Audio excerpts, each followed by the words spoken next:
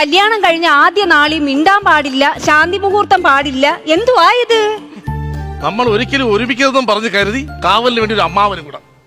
എന്തിനാ ഇവർ എന്നെ കല്യാണം കഴിപ്പിച്ച? പിന്നെ മാറ്റർ പറഞ്ഞു കഴിഞ്ഞെങ്കിൽ നമുക്ക് സ്കിറ്റ് തുടങ്ങാം.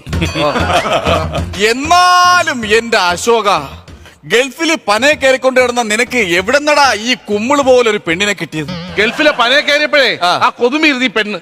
നിങ്ങളുടെ കാര്യം നോക്കണം കേട്ടാ. ആവശ്യമില്ല തന്നെ സംസാരിക്കാൻ പറ്റില്ല. എന്തൊരു തിളപ്പ് ചേർക്കാൻ. രാവിലെ ഇല്ല സാമ്പാറിന്റെ തിളപ്പ് ഇതുവരെ മാറിയില്ലേടാ സദ്യാലയത്തില്.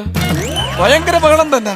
മക്കളെ, നിങ്ങളുടെ കുടുംബത്തില് എന്തെങ്കിലും ദോഷങ്ങൾ ഉണ്ടായിരുന്നോ? ദൃഷ്ടിദോഷമോ അങ്ങനെ എന്തെങ്കിലും? ഞങ്ങളുടെ കുടുംബത്തിൽ ഒരു ദോഷവും ഇല്ല, ഒരു ദൃഷ്ടിദോഷവും ഇല്ല. മാമൻ എന്തോ അങ്ങനെ ഒരു ചോദ്യം ചോദിച്ചേ ഇപ്പൊ? അല്ല, ഇത്ര കറക്റ്റ് ആയിട്ട് പിന്നെ എങ്ങനെ എവ അവിടെ വന്ന് കയറിയത്? അല്ല, ഞാൻ ചോദിച്ചതാണ്. മാമ അങ്ങനെ പറയരുത്. എന്താ? എന്റെ ബെസ്റ്റിയാണ് അവള്. പക്ഷേ നിനക്ക് ഇനി 60 ആവാൻ 4 വർഷം കൂടെ ഉള്ളു. അത് നീ മറക്കരുത്.